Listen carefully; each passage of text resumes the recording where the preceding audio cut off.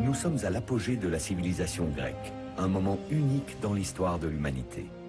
La ville d'Athènes est alors le laboratoire des sciences balbutiantes, l'atelier des arts en plein épanouissement et la forge d'un modèle inédit de gouvernement, la démocratie. Un idéal de beauté s'y élabore. Cet idéal prend corps dans le marbre d'un monument destiné à devenir le symbole de la civilisation occidentale, le Parthénon. L'histoire de sa construction, la perfection de son architecture, la splendeur de ses sculptures sont légendaires. André Malraux l'a décrit comme le seul lieu au monde hanté à la fois par l'esprit et le courage. Mais les outrages du temps, les ravages des invasions, menacent après 2500 ans d'avoir définitivement raison du Parthénon.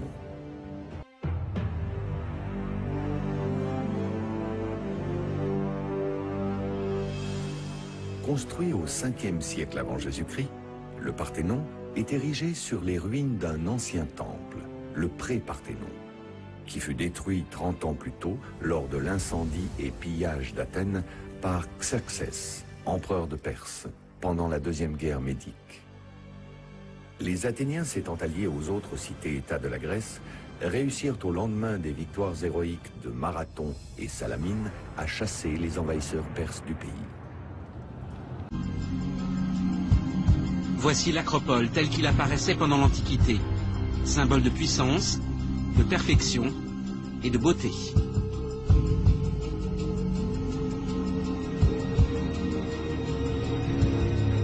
Une œuvre d'art née sous le signe de la tragédie et dont le destin traverse celui de l'Occident tout entier. Passé les colonnes des propylées, à gauche apparaît une immense statue de la déesse Athéna. On peut l'apercevoir, dit-on, à 50 km d'Athènes.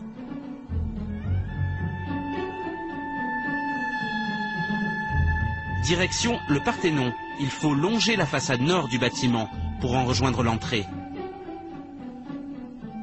À l'intérieur vous attend un autre chef-d'œuvre, une autre statue de la déesse Athéna.